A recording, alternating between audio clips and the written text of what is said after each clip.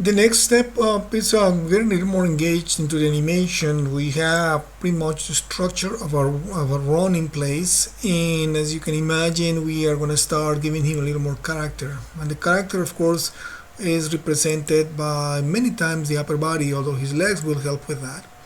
So we have hips in motion, and hips are rotating correctly now.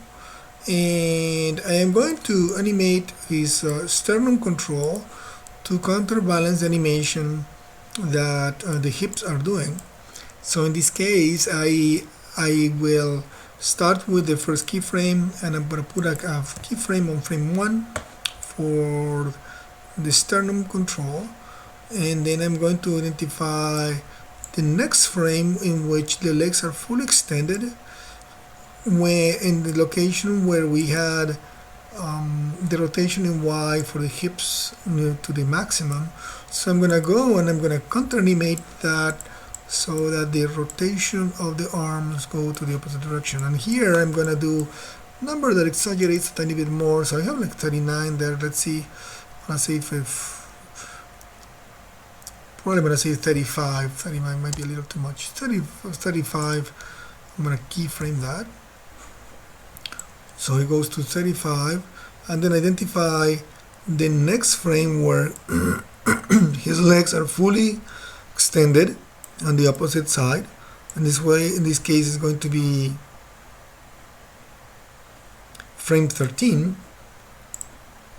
And I'm going to rotate his sternum control to the opposite direction, minus 35. Going back from 0 to 35 to minus 35, and then in frame 17 it goes back to 0.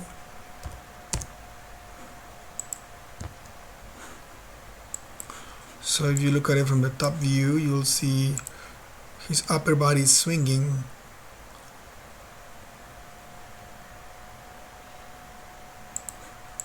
Then of course I want to do the same thing for the head. And I am going to start with frame 1, which is the straightforward position. I'm going to just keyframe it there. And then I'm going to go to frame 5, where he is overextended. And I am going to rotate the head so that he's looking forward. And the rotation in Y there is minus 20. Let's see if minus 20 does it. Yeah, that should do it. So I'm going to say keyframe that. And then I find the other moment when he's overextended, which was frame 13, and then I'm going to put the positive 20.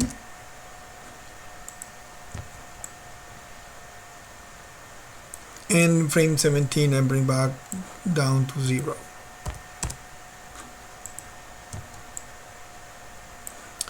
So you start seeing that his head is counter animating the rest of the motion.